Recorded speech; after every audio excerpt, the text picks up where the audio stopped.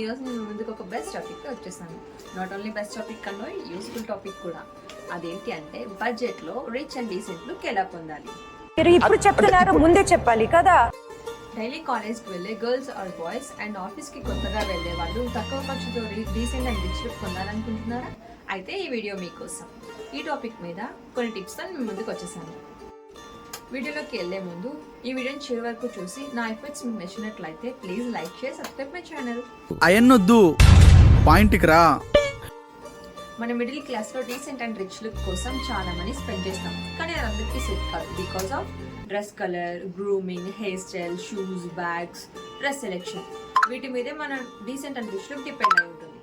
So నేను వాటి మీద కొన్ని టిప్స్ మీతో షేర్ చేసుకుంటాను. ఇలా టిప్స్ షేర్ చేసుకుంటున్నానని నేనేమి మోడర్న్ అండ్ ప్రొఫెషన్ని కాదు, జస్ట్ నా లైఫ్లో ఎక్స్పీరియన్స్ ఉన్నది, నేను ఫాలో అయ్యే కొన్ని టిప్స్ని మీతో షేర్ చేసుకుంటున్నాను. My first tip is colour selection.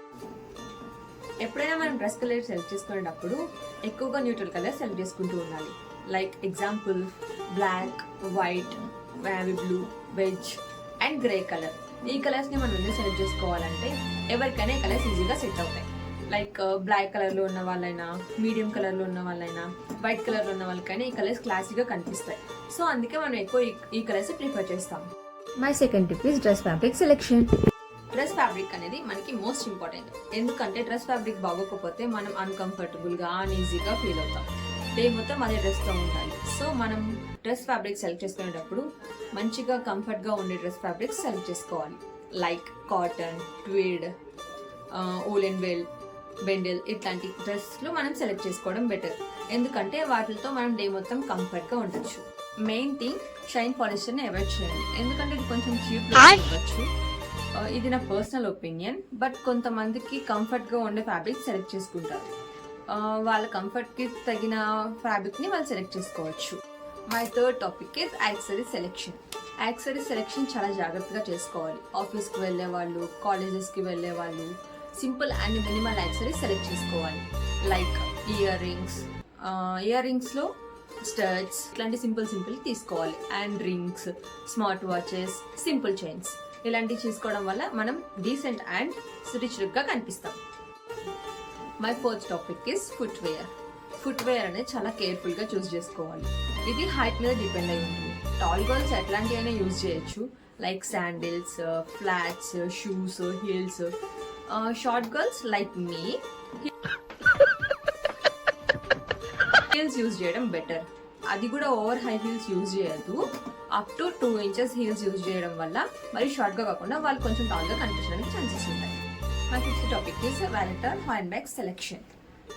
కాలేజ్కి వెళ్ళే గర్ల్స్ మోస్ట్లీ వాలెట్స్ యూజ్ చేయడం బెటర్. అండ్ ఆఫీస్కి వెళ్ళే girls or womens simple swing bags use చేయడం better.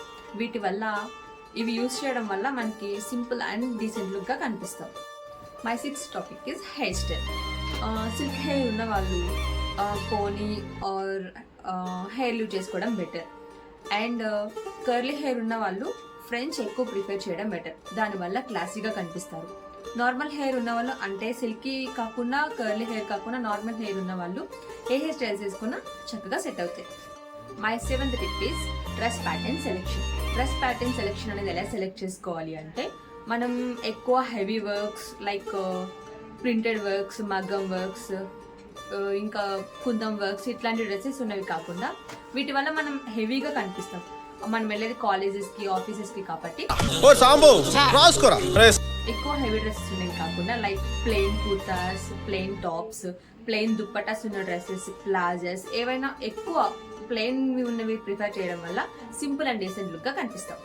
My last tip is perfume selection. చాలా ఇంపార్టెంట్. ఎందుకంటే మనకి మన పక్కన కూర్చున్న వాళ్ళకి ఇబ్బంది కలగకూడదు. అలా అని మనం పర్ఫ్యూమ్స్లో హార్డ్ పర్ఫ్యూమ్స్ అసలు యూజ్ చేయకూడదు. మనకి మన పక్కన ఉన్న వాళ్ళకి దానివల్ల హెడేక్ వచ్చి చాలా అనీజీగా ఫీల్ అవుతాం. సో మనం ఎక్కువ సాఫ్ట్ పర్ఫ్యూమ్స్ యూజ్ చేయాలి. ఎందుకంటే దానివల్ల మనకి గుడ్ స్మెల్తో డే మొత్తం హ్యాపీగా ఉంటాం. నేను కొన్ని పర్ఫ్యూమ్స్ యూజ్ చేస్తున్నాను. ఆ పర్ఫ్యూమ్స్ లింక్స్ డిస్క్రిప్షన్లో ఇస్తాను. సో ఇది ఫ్రెండ్స్, నేను ఫాలో అయ్యే టిప్స్, మీతో షేర్ చేసుకునే టిప్స్. ఇవే ఫాలో అవ్వాలని ఏం లేదు, మీరు కూడా ట్రై చేసి చూడండి. ట్రై చేసిన తర్వాత మీకే నచ్చుతుంది. ఈ వీడియో మీకు నచ్చినట్లయితే లైక్ చేయండి, షేర్ చేయండి, సబ్స్క్రైబ్ చేయండి. మీకు ఇంకా ఎలాంటి టిప్స్ మరెన్నో కావాలనుకుంటే కింద కామెంట్ బాక్స్లో కామెంట్ చేయండి.